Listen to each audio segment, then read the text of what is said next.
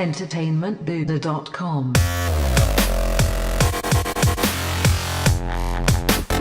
Hey guys, David over here at Entertainment Buddha, bringing you a hands-on look at BOID, a class-based real-time strategy game developed by the team over at Tiny Build Games.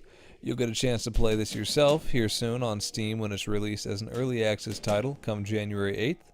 But before then, I figured I'd give you a look at some of the classes and maps you'll be battling in, as well as my impressions and a few tips on conquering this new primitive world. So, starting out, BOID was designed to be a straightforward, bare-bones RTS game. No need to worry about stats or complicated classes or resource collecting, none of that. That all gets thrown out the door. The goal is to just move your units across the map, taking control of various stations to evolve their abilities, and ultimately decimate all your enemies or eliminate their ability to spawn. To do this, you're given 8 basic classes, starting with your base unit. Now, as long as you're in control of a spawner, you're continuously producing base units. In their current state, base units usually act as placeholders or just cannon fodder until you've evolved them by taking over another class station. Some give them straightforward abilities like, let's say, speed or strength, while others are a bit more tactical, giving them more passive abilities like, let's say, poisoning large groups of enemies over time, or slowing them down, making them easier targets for gunners. Obviously, each one has its own preferred use, and they give you a quick rundown of what each one is best suited for, but I found that as soon as the battles actually started, I quickly forgot about most of that, because everything moves extremely fast. You don't have a lot of downtime to just plan out your next move. With each unit consistently spawning, moving, and evolving, my cursor was all over the place, most of the time scanning for enemy units, closing in on me, or taking account of available stations.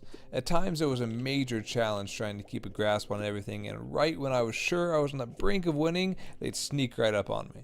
Which brings me to my next point to mention. BOID may be simple to play, but is a major challenge to master.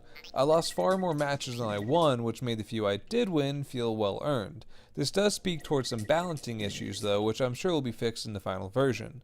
Now you're given this mini-map in the bottom left corner here to help you keep tabs on everything, and I would highly advise that you take a peek at that at least every few seconds, because it is really simple to overlook a spawner or important class station in a corner of the map somewhere, and doing so will almost always result in huge losses.